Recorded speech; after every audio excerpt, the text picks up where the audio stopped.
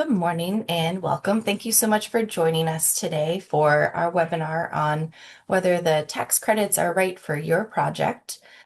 This morning, we're really hoping to give you an overview of who CDFA is if you're not familiar. We'll talk a little bit about how to work with CDFA, what those expectations should be. We're also going to cover how the tax credit works for those that might not be familiar, as well as provide information on the tax credit and capacity building programs, including eligible applicants, program objectives, guidelines, funding priorities, and some key dates to keep in mind to hopefully give you some insight as to whether or not this resource is appropriate for your organization or the potential project that you're looking to advance. We're then going to go through some project examples and leave some time for questions at the end. We do anticipate today's presentation will run from now until about 11:30. We will be pausing throughout the presentation to answer your questions. So please do use the Q&A box to submit those questions as they come to you. Again, we will be pausing throughout to answer those, as well as leave some time at the end to answer any additional questions that might come up. We will also be sharing these presentation materials as well as a recording of today's webinar with you all following this morning. So please know that you will have that recording in hand to reference as well as these presentation materials in the future. If we could start things off by just taking a moment to introduce yourself into the chat. If you could provide your name and the organization that you're here representing, and if you'd like, a couple of reasons why you might be interested, or a couple words why you're interested in the tax credit or capacity building program. This will just help us give us a better understanding of who's joining us this morning. So drop that into the chat if you have a moment. And I'm going to jump right in just to talk a little bit about CDFA. So we are the Community Development Finance Authority. We are a statewide nonprofit focused on community and economic development initiatives across the state. We are also a state chartered independent authority, like other state authorities that you might be familiar with, which are the Business Finance Authority or the New Hampshire Finance Authority. And this is our mission, vision, and values you see here on the screen. So we're really focused on maximizing the value and impact of community development, economic development, and clean energy initiatives across New Hampshire. So we're focused on seeing a future where New Hampshire communities are economically and socially resilient, and they reflect and respect their natural surroundings and are places where people want to live, work, and play. So we invest in New Hampshire by deploying a well-tuned investment system, enabling partners to make transformational and sustainable changes, and taking an innovative and collaborative approach to development finance. So we do that through a variety of financial resources, including the competitive deployment of grants, loans, and tax credit equity. Tax credit equity is the piece of that puzzle that we're here to talk about today. And throughout each of these resources, we provide technical assistance, and we'll talk a little bit more about what that looks like. So just to give you an idea of our entire funding ecosystem, CDFA supports organizations and projects from concept initiation through planning and development and through implementation. And implementation is really where the bulk of our resources are focused. But we'll also talk about that kind of planning and development piece leaning into implementation, which is where our capacity building resources sit. But our tax credit resources are really focused on implementation of shovel-ready projects. So this gives you an idea of some of the investments we've made over the past fiscal year. So about $16.5 million was infused into New Hampshire communities during state fiscal year 2025. That included nearly 70 community-based initiatives with 160 business donors engaged in supporting projects with tax credit and capacity building resources. You'll see here the number of people that we supported. Our focus was also on rehabbing, preserving, or creating housing units, supporting small businesses, and developing or rehabbing community spaces. And as you see, the stars indicate the various places throughout the state that we've made those investments in the last year. I'm going to talk briefly about working with CDFA and what that looks like, what your expectations can be for engagement throughout your project lifecycle. So we really see ourselves as providing technical assistance throughout the life cycle of your project. That includes connecting you with other funders or organizations that might be pursuing similar projects that could be helpful in your journey, as well as supporting you through managing your assets and looking at data and outcomes. One key way that we do support you is in pre-application assistance, and you'll learn more about this as we talk about the program. But we have, and what we call them kind of in this phase are discovery meetings. So you'll see on our website, there's a button that says schedule a meeting.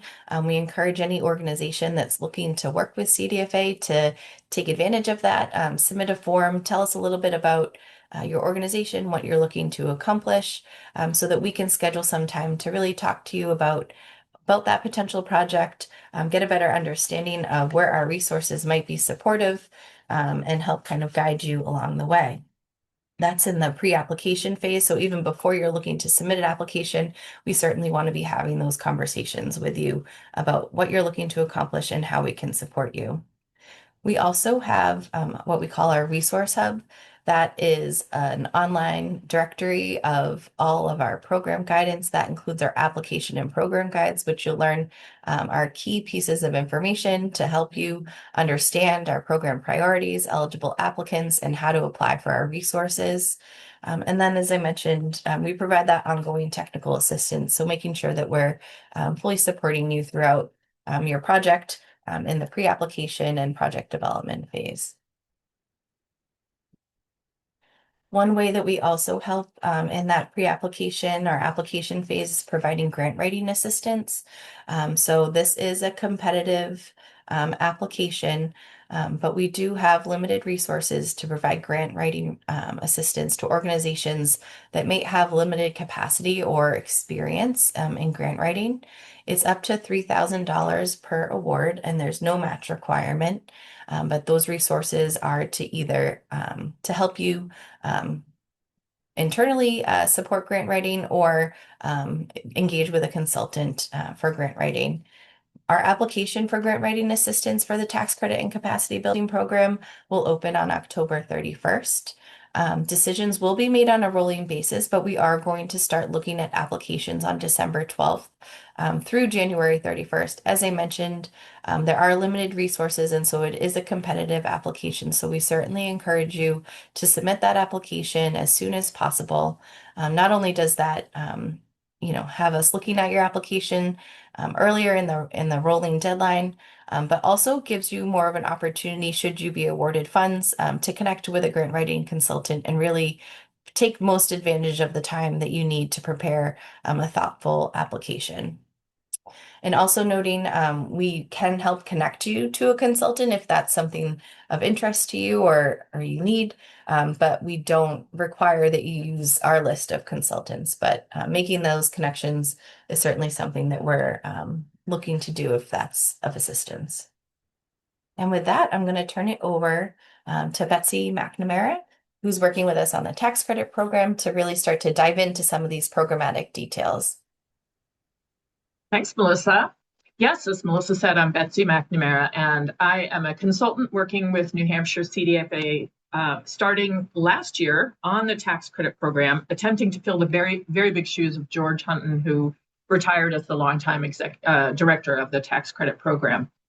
So it's been great fun for me to work with CDFA on this because I come to this role, this work with CDFA, having been a consultant working with a lot of different nonprofits on capital campaigns. And for many of them, a tax credit award was a significant part of the campaign. And so by my count, over the course of my career, I have applied for tax credits.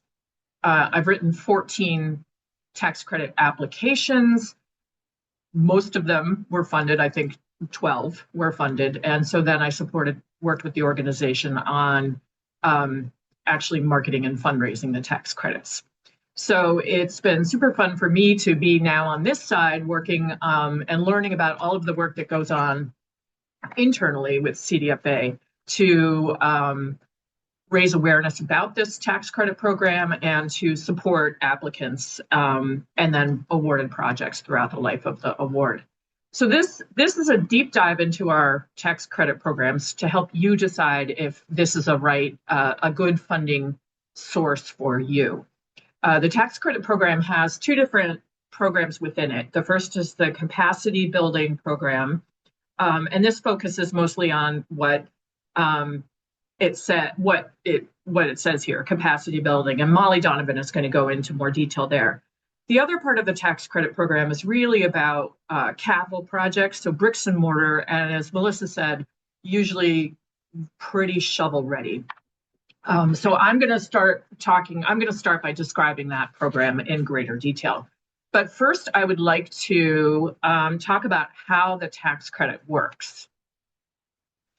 The tax credits are a really great opportunity for funding, but they are also different than a grant in which you receive the funds shortly after you're notified of an award. The tax credit program is CDFA's longest serving program, and it was established by the state legislature in 1999. It awards approximately $5 million in tax credits each year to eligible nonprofits and municipalities. The range of awards is it's anywhere from 40,000 to $1 million, but both of those are really outliers. The average award size is $315,000 in tax credits over 2 years. But we want you to apply for what you need and then what you can realistically raise. It's a very competitive program. CDFA typically receives 2 times the amount of requests than we have funds to award. And for 25 years now, this program is a proven example of how to achieve local priorities by leveraging public-private partnerships. And in fact, there are a few states that have a similar program. Tax credit awards, if you do receive an award, they do come with some conditions that are secured by a contract. But compared to other state or federal funding programs, there's much less red tape. So how do they work? A tax credit award comes in the form of a New Hampshire state tax credit equity, typically over a 2-year period. Businesses who pay New Hampshire state taxes support awarded projects by purchasing the awardee's credits. And so as a result, the organization receives a cash award thanks to the business, and the business receives a 75% New Hampshire state tax credit for their contribution. The donating business can apply that credit to the business profits tax, the business enterprise tax, or the insurance premium tax. And the business has up to 5 years to take that credit. In addition, a portion of the donation, the 25% they don't get a credit for, may be eligible as a state and federal charitable contribution. 20% of each tax credit award that is awarded to an organization supports the administration of the CDFA tax credit program, as well as additional statewide investments, CDFA's technical assistance program, data collection, research, and operations. CDFA does not receive funding from the general fund for the tax credit program. So the application will automatically calculate your request, incorporating this percentage into the total funding request. So for example, if your project needs $100,000 for implementation, the total tax credit request would be $125,000. As most of the awardees are nonprofits, this would mean that instead of asking a business for a direct cash contribution, as you would with a traditional capital campaign, you will ask the business to purchase the tax credits that are allocated to your nonprofit. The types of businesses that participate in the tax credit program include banks, insurance companies, manufacturers, automobile dealers, and small local businesses. Basically, any business that pays business profits tax, business enterprise tax, or insurance premium tax, which is most of them. So how does the tax credit work? So it's a cooperative process, cooperative partnership between the organization receiving tax credits, a donating business, and CDFA. Step 1, CDFA awards the tax credit based on state fiscal year 27, which starts July 1, 2026. Step 2, the organization that got the award, and that would be you if your organization receives a tax credit award, your organization would secure pledges or a promise from New Hampshire businesses to donate funds to your project.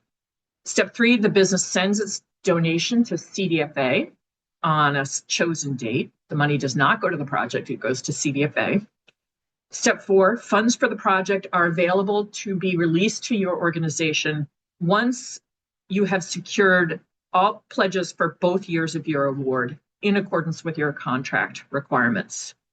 And step 5, CDFA provides the business with a tax credit letter documenting the donation so they can take the tax credit.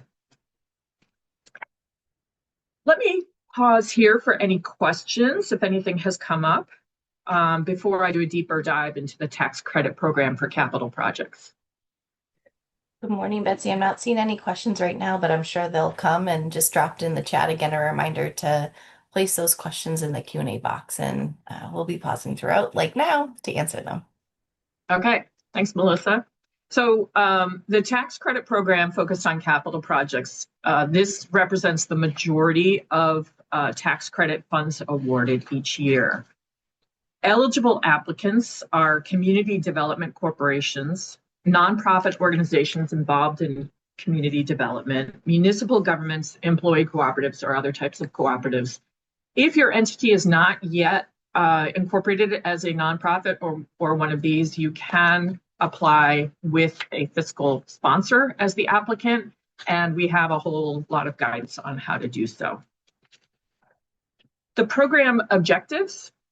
The tax credit program seeks to advance community economic development projects that show a high degree of community support, build partnerships, and leverage other resources in accordance with New Hampshire RSA 162L, which is CDFA's tax credit founding legislation. Tax credit funds are allocated to specific projects or programs that are of public benefit for a public purpose and can reasonably be expected to address one of the following objectives. So they contribute to the development and economic well-being of target areas of populations, contribute to the economic development in New Hampshire, increase or maintain threatened primary employment, or provide affordable housing opportunities to low and moderate income people. All tax credit program applicants are subjected to a substantial programmatic and financial review and must meet the following conditions. The project must be of public benefit and of public purpose. This is language in the founding legislation, so you'll hear us repeat it a lot. Such benefits shall be quantifiable and must be presented to CDFA at the time of the application in a form described in the application. There's a demonstrated need for the tax credit resources, meaning funding is not available through traditional capital markets or because credit has been offered on terms that would preclude the success of the project. Awarded organizations will guarantee long-term community and targeted population benefit through legal mechanisms such as a mortgage lien. And the project must provide evidence that it has a reasonable chance to succeed by providing evidence of funding commitments, public support, organizational capacity, and sufficient capital for sustained operations. The project obviously must conform to all applicable environmental, zoning, building, planning, or sanitation laws. The project must have a plan to address energy efficiency and building sustainability in accordance with CDFA's energy policy. And the project must be interpreted by the CDFA Investment Review Committee to be within the scope of CDFA's defining legislation, RSA 162L, and is outlined in the program objectives. Applications for the following activities are prioritized. Projects that focus on place-based strategies that reinvest in underserved people and places. Projects that encourage the development of effective and durable collaborations among multiple organizations to fundamentally impact communities and strengthen local economies. and projects that use funding from multiple sources, including banks, private donations, capital campaigns, or other CDFA grants and or loan funds. I'm going to define here what we mean by underserved priority areas. Underserved priority areas are places with a high need as outlined in the community progress indicators, which measure socioeconomic well-being and community need at the municipal level in New Hampshire. And they include basic human needs, access to opportunity, and community sustainability and vibrancy. There's much more detail in the application and program guides and on future webinars about the application as to what the community progress indicators are. And then underserved priority populations are Black, Indigenous, and people of color, immigrants and refugees, women, people with disabilities, LGBTQ and gender nonconforming, rural, youth, unhoused residents, low and moderate income. And these identified priority populations are based on the findings of the analysis of impediments to fair housing choice in New Hampshire. You as an applicant may define additional priority populations if you need to, with supporting data in your application. Questions? There are a few, Betsy, popping up. So some of them are related to how the tax credit works. So I'm going to cover those first and then dive into some of the other ones. So there's a confirmation that businesses are getting 75 cents per dollar for their contribution. And that the other 25 cents could potentially be eligible for other federal donation. Right. Okay. Yes. And there's also a request I see here just acknowledging it for the 5 steps of the pledge process. So we'll find that and drop that into the chat or share that directly with you. There's a question about whether organizations that have previously received capacity building, whether they're eligible to reapply. For capacity building, Molly, would you like to take this one?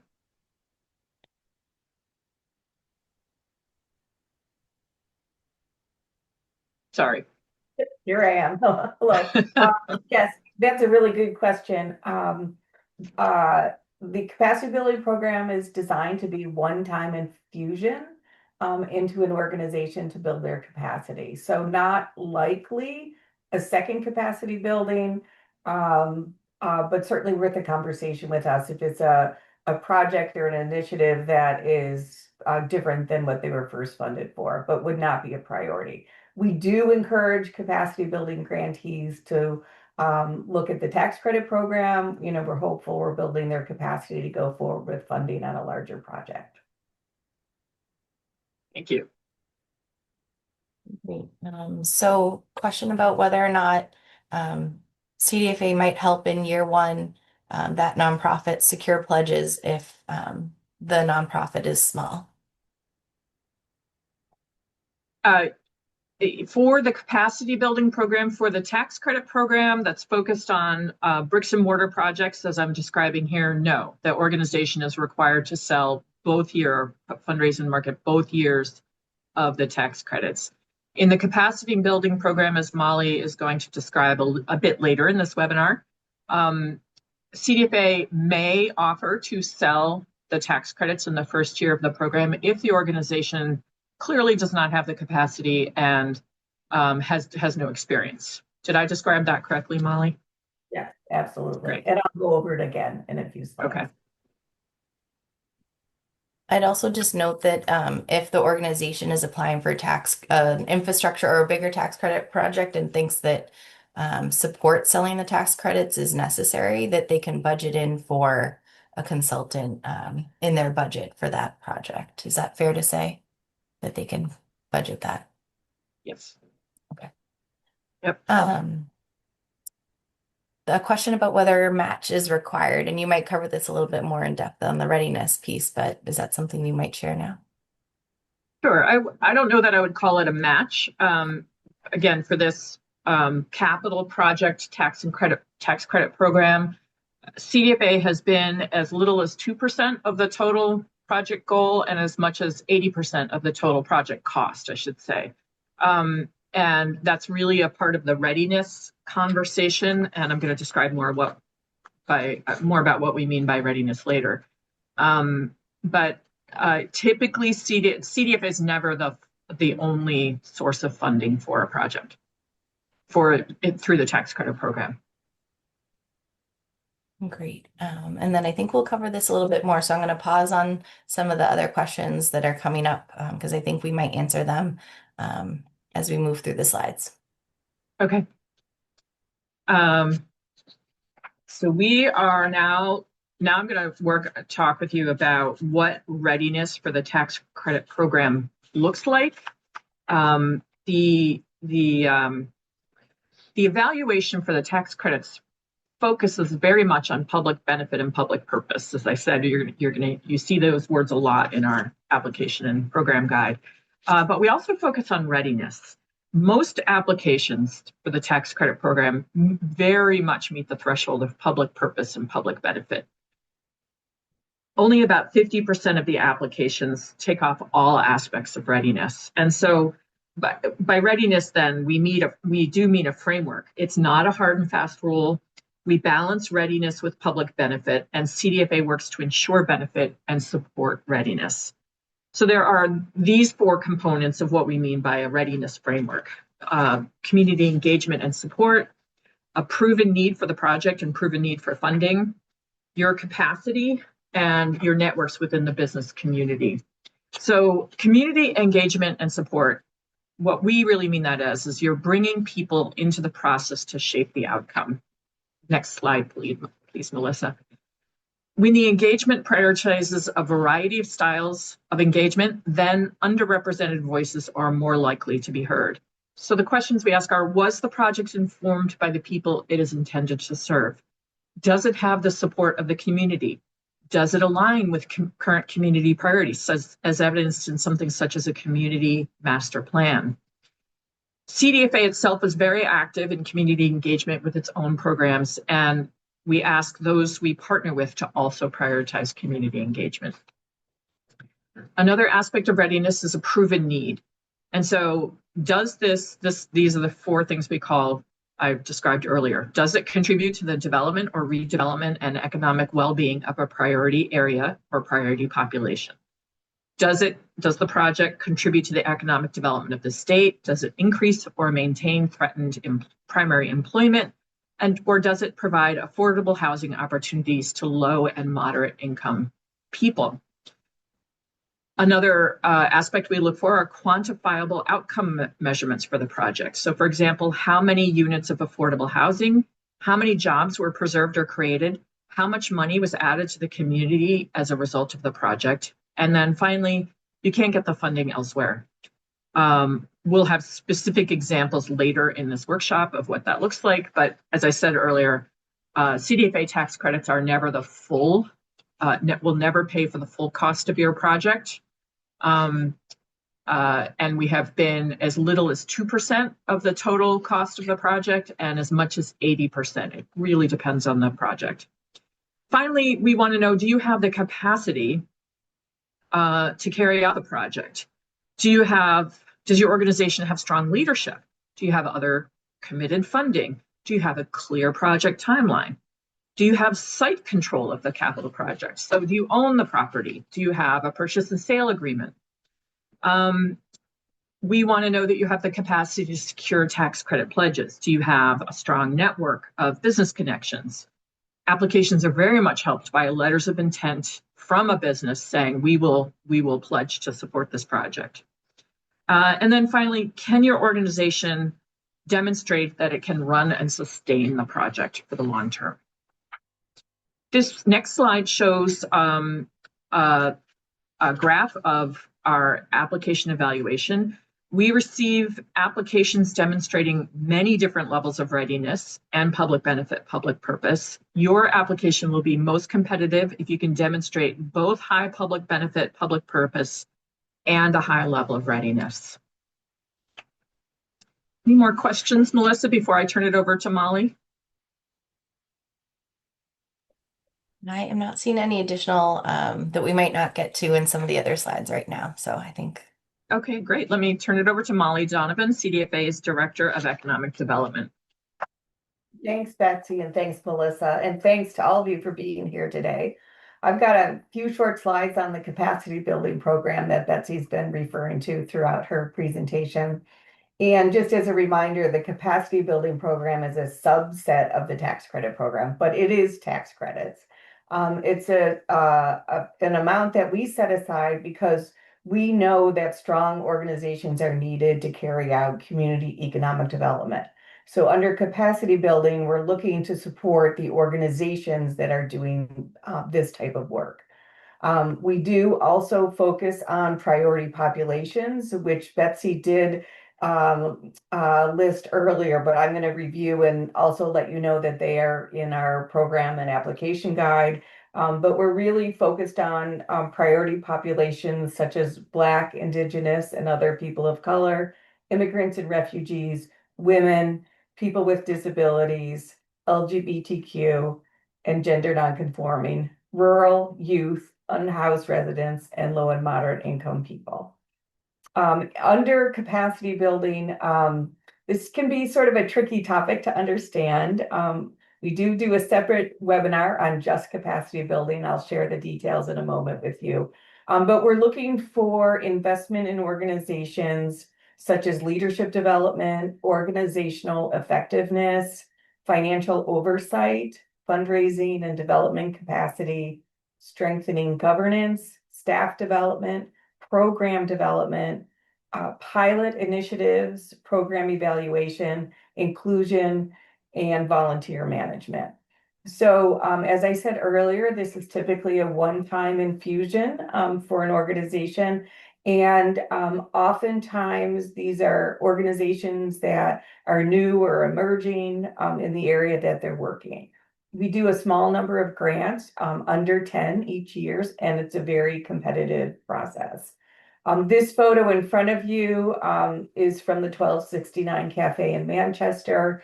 I wanted to highlight this because this is an organization that is serving the homeless community, and they renovated an old school. You might be able to recognize that with the woodwork here. And so they had funding to do that. And then they also, at the same time, requested capacity building funding because they knew they needed to move from an all volunteer initiative to a staff organization. And so the capacity building funding was used to hire a consultant to help the existing volunteers and board through that process. We often see applicants that are in this early phase of nonprofit development, moving from all volunteer to their first time staff member. Under the capacity building program, similar eligible applicants, nonprofit organizations, community development corporations, municipalities, cooperatives, and groups with a fiscal sponsor. And we do have quite a bit of guidance to provide on our website about fiscal sponsorships. And so if you are an initiative or a collaboration or a group of folks that have come together with an idea to address community economic development, we will require a fiscal sponsor, and we'll give you some guidance on the role of the fiscal sponsor and how you might set up that relationship. Applicants must be submitted on the grants management system. The funding range for this capacity building program is up to $150,000 for 2 years, with a maximum of $75,000 per year. Some of our applicants come in for a lower amount, which you're welcome to do, but the maximum is $150,000. CDFA may raise the tax credits for those with no experience and limited capacity. We decide this in the review process. If you're an organization that has experience fundraising or fundraising in the tax credit program, we will expect you to raise 2 years of funding. We do provide training and support to the capacity building grantees. Betsy actually works with them to help develop your case for support and the businesses that you will likely seek out. We also connect the capacity building grantees with each other. We know there's good learning to do there, and we think it helps the network of new and emerging nonprofits across the state. These are our funding priorities. I'll talk through these a little bit.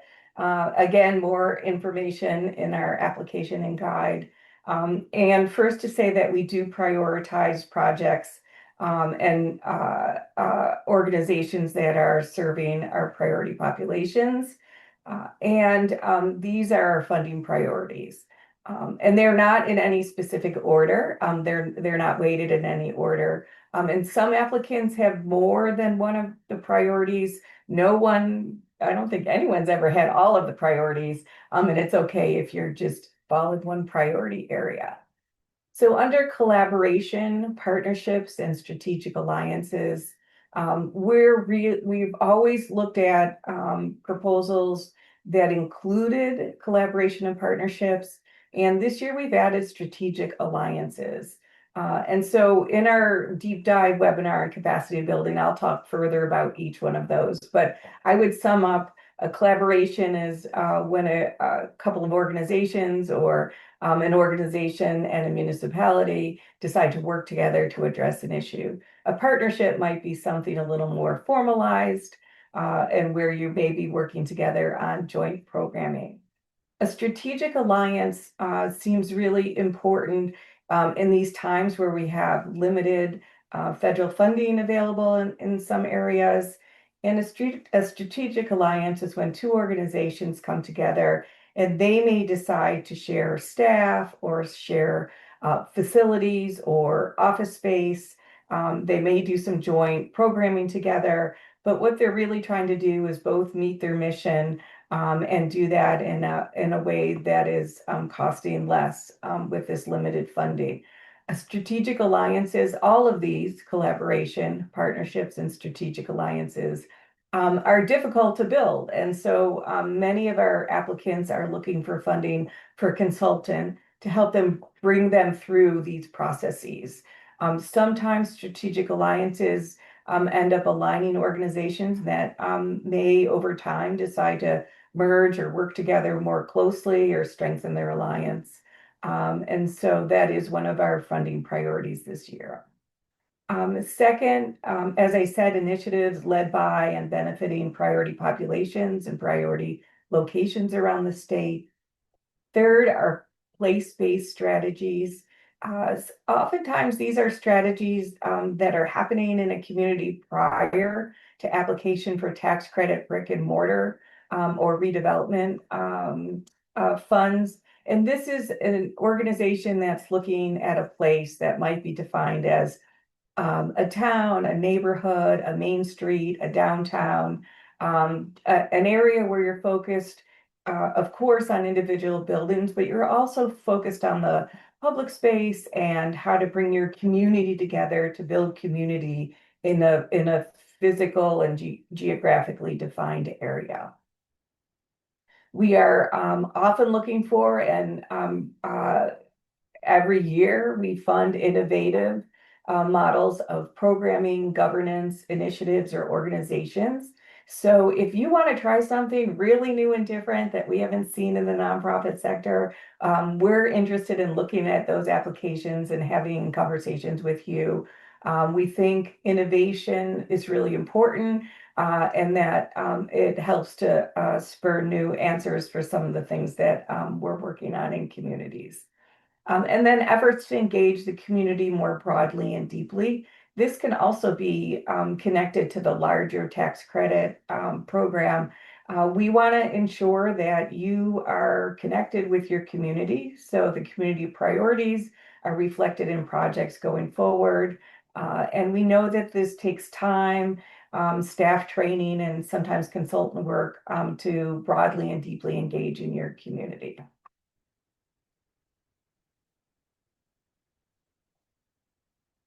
Our application evaluation is a little different than the tax credit program. You'll recall when Betsy was showing this slide, her blue arrow would have been to your right hand. This one is on the other side. So because this is capacity building, we're looking for organizations that have some capacity but are not at full capacity. If we review applications and it's clear that your organization could take on this work on your own, we're less likely to fund that or prioritize that. At the same time, we don't want the lowest amount of capacity. What we want to know is that you can carry your project or your program forward.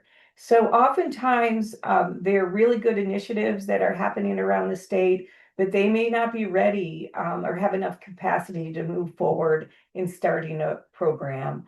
And so we'll be looking for low to medium readiness or capacity.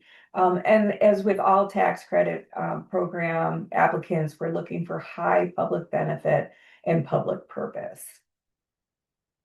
And also, as I mentioned earlier, there is a full webinar for an hour on December 2nd, where we'll be focusing more deeply on capacity building as a topic under the tax credit program. So happy to take any questions. Thanks, Molly. So we do have a question about how can new or small nonprofits be more competitive for the program? Can funds be used for operational and or programmatic funds? This seems, it was a general question, not specific to capacity building, but seems probably more aligned with capacity building. Molly, if you want to jump in. Yeah, that's a great question. I should have mentioned that earlier. So we absolutely fund brand new or emerging organizations or new initiatives. I'll share a couple examples with you in a few minutes.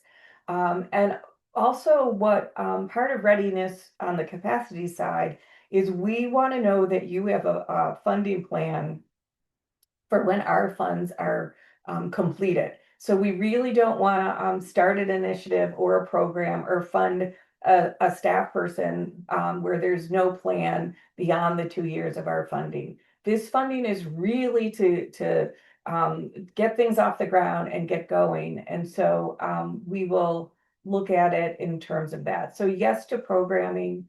And as I said, we also are asked in our application what your plan is for the future. We want you to be able to sustain your very good work. Thank you. There's a more general question just about the policy shifts happening and whether there's any concern that our definition of priority populations or places might change in the near future. And I would just note that those priority populations are defined in a piece of work that's required by the federal government, that fair impediments to fair housing. So that's what those definitions are based on. And our legislation also notes that these resources should be focused on target populations and target areas is how they mention them. I don't know if anybody else wants to jump in on that. I will just add, and Betsy, I thought you said this very nicely earlier. If you've got a priority population or a priority area that we have not listed, come and talk to us. As Melissa said, our listing is based on state and federal guidance, and we recognize there are emerging needs in other populations. So it's absolutely worth a conversation. Thanks, Molly. That's all I'm seeing at this time. If we want to shift it back to Betsy. Yeah.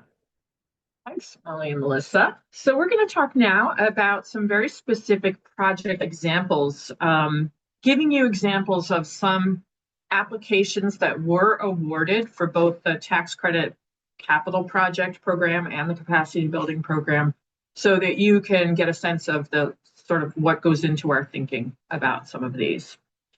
The first one is, this is the Court Street Workforce Housing Project in downtown Portsmouth. This project is a new build, and it added 64 1- and 2-bedroom affordable units in downtown Portsmouth. So this is an example for us on one of our key priorities for the tax credit capital program.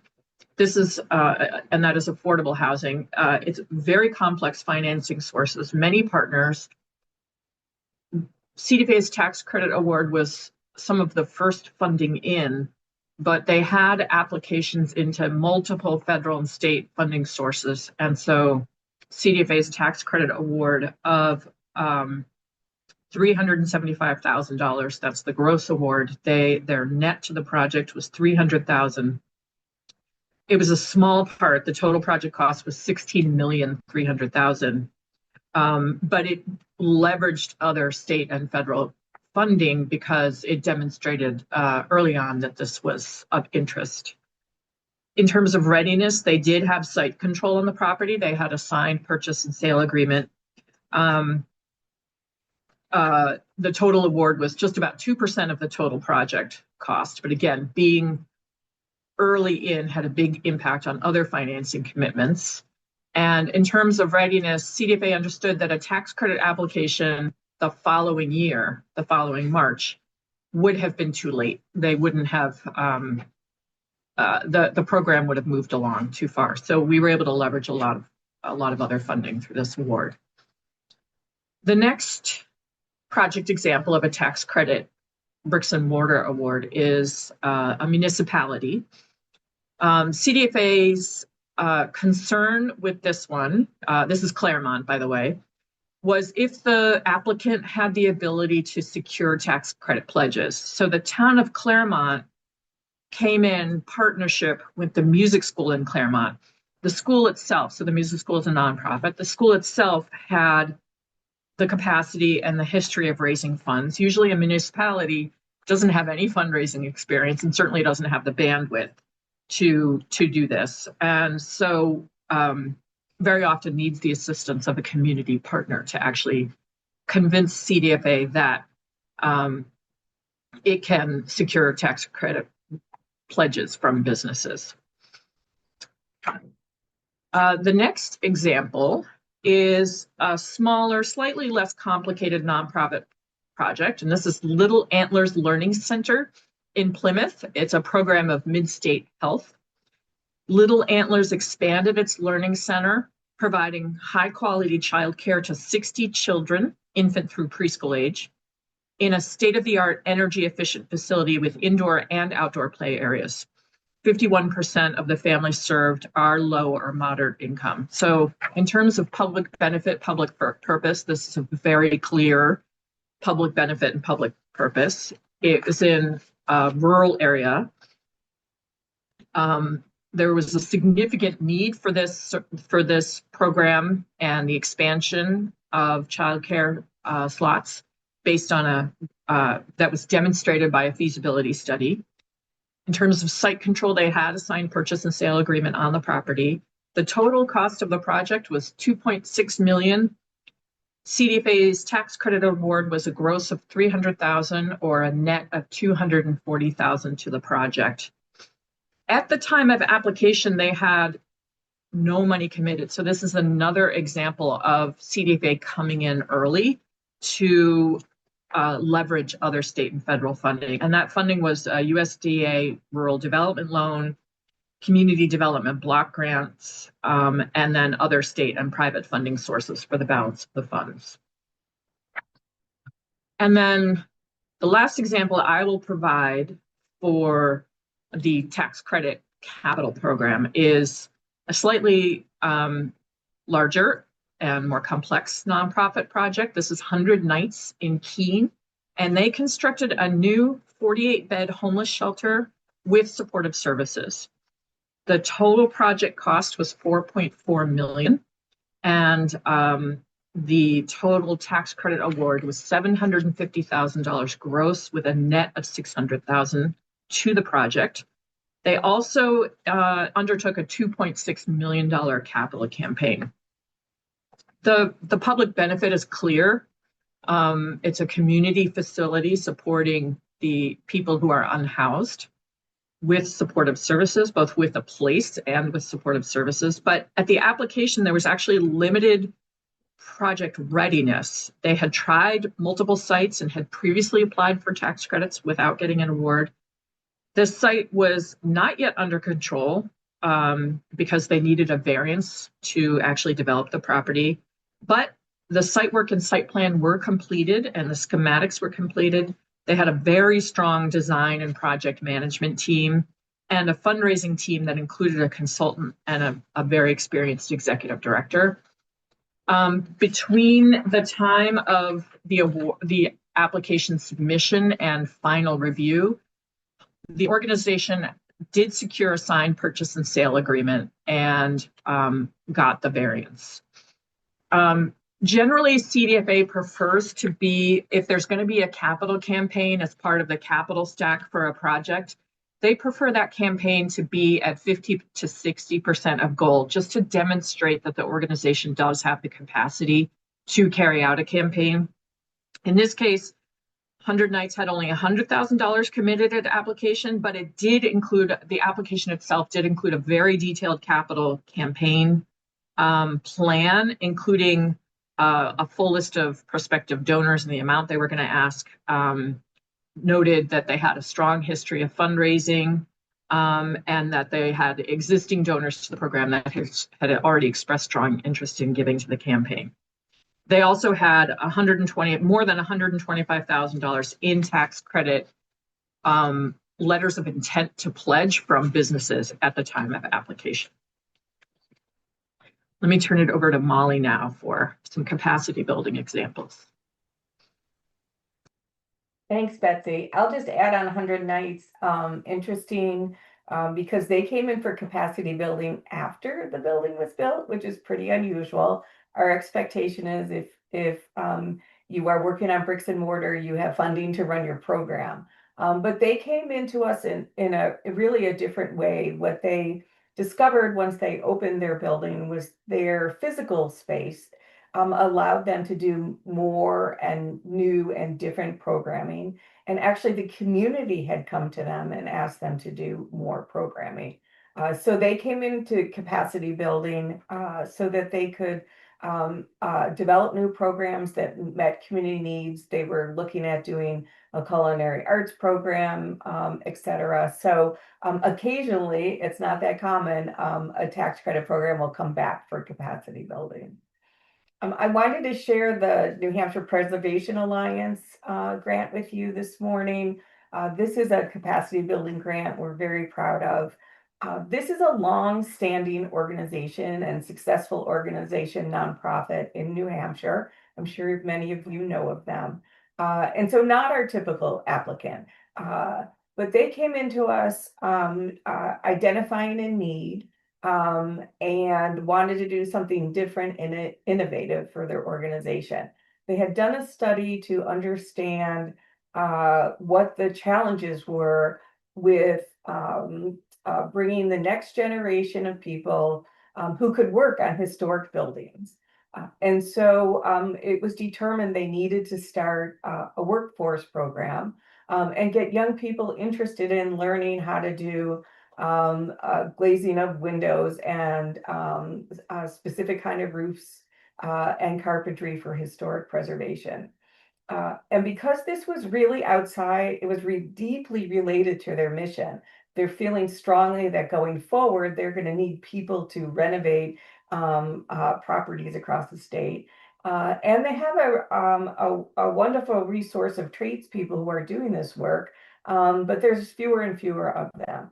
And so they had proposed, and now they've implemented a program to expose particularly high school students in this work. They had sessions over spring break and then a summer session. And you can see here that we've got tradespeople working directly with young people to learn these skills.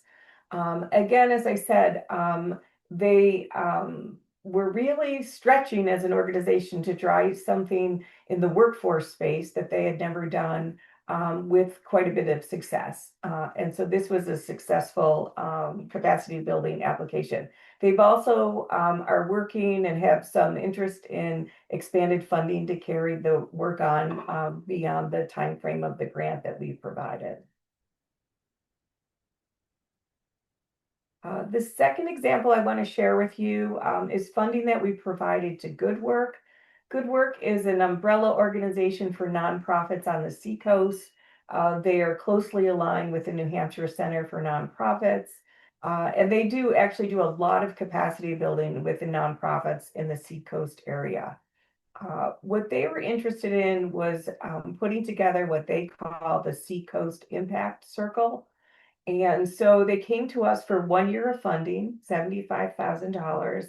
And the Seacoast Impact Circle is they had identified 12 nonprofits in the Seacoast who were serving similar low-income populations and homeless populations. What they discovered through their networking and their training that they provide is these organizations don't know each other. They don't have dedicated time to spend together. And they each individually had a desire to better serve their populations, and thought if they could work on a systems model, so they could work together as organizations to understand how to do that, they would strengthen each organization and the system on the Seacoast. And so they have been very successful. They used our funding to hire a series of consultants and facilitators to help bring this group together, to get to know each other, to build trust together, and then begin to discuss and plan how they can better work together across their organizations to serve the Seacoast.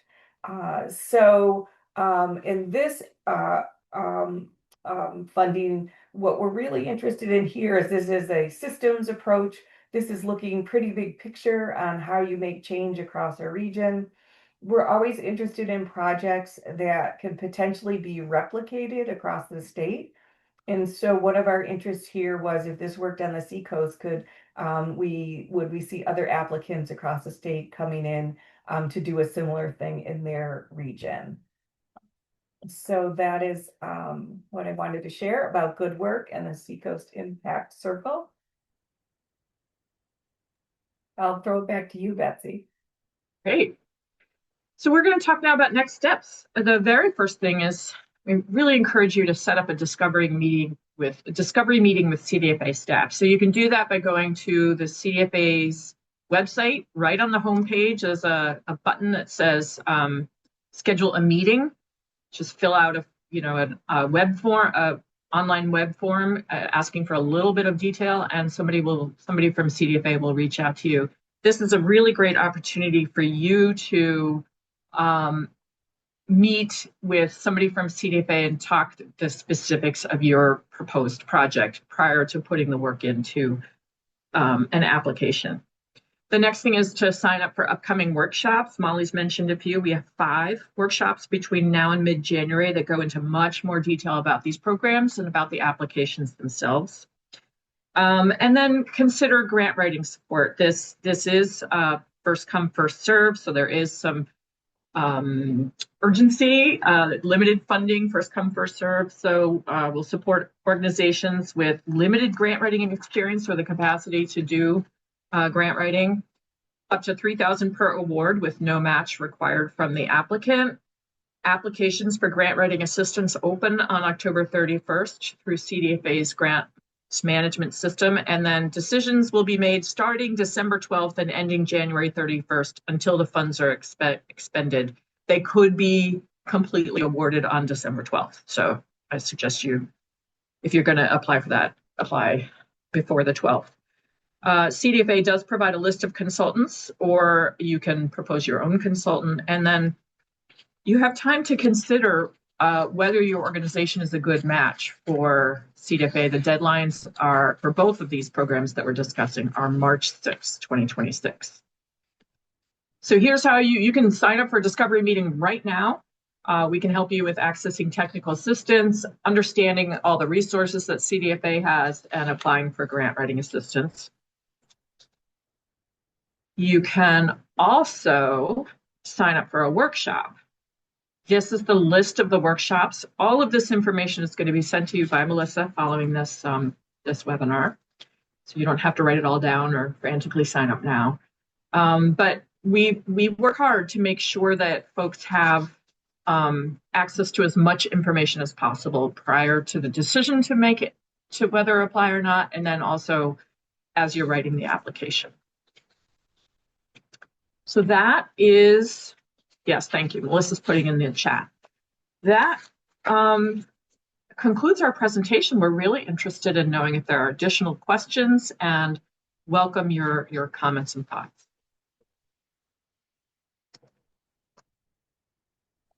I'm going to give folks a moment to ask any questions they might have. And I will also grab a link to that page on our website that has all of the upcoming events for people to register for.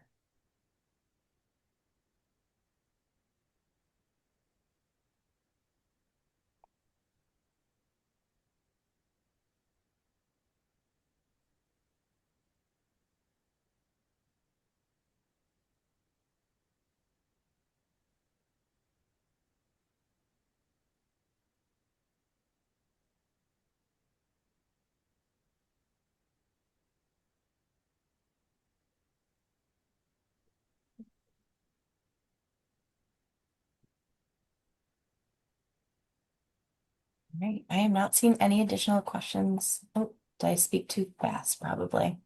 Here's a question. If you've applied for tax credits in previous years, is a discovery meeting necessary or can we go straight to the application and apply?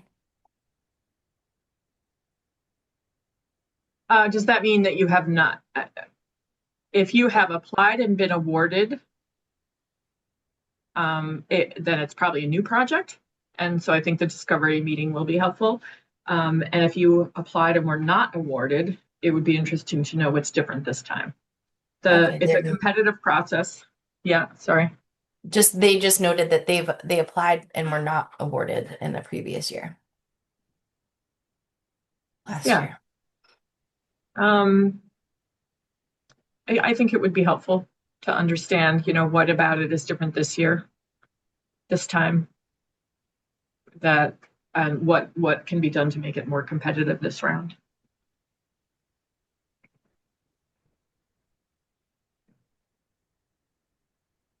Great. Sorry, thank you. I'm just trying to toggle between Q&A and chat to make sure we're catching everything. And just noting, yes, today's session is being recorded. We won't be offering this specific workshop again at this time, but you can reference the recording. All workshop recordings are available on our YouTube channel, and we have several upcoming workshops, including the one that Molly referenced, which dives into some of the trends and themes that we see in our capacity building program.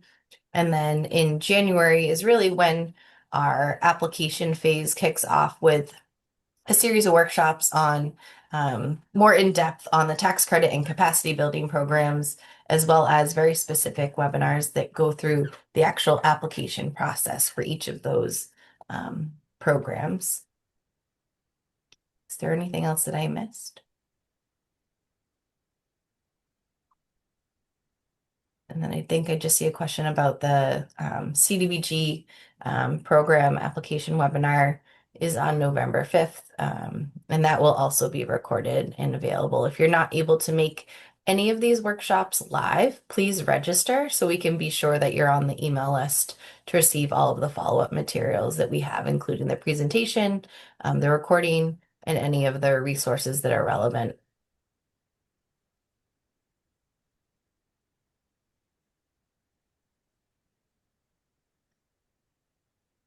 I'm not seeing any additional questions at this time. So with that, I guess we can close things out and give folks a little bit extra time back in their day. And we look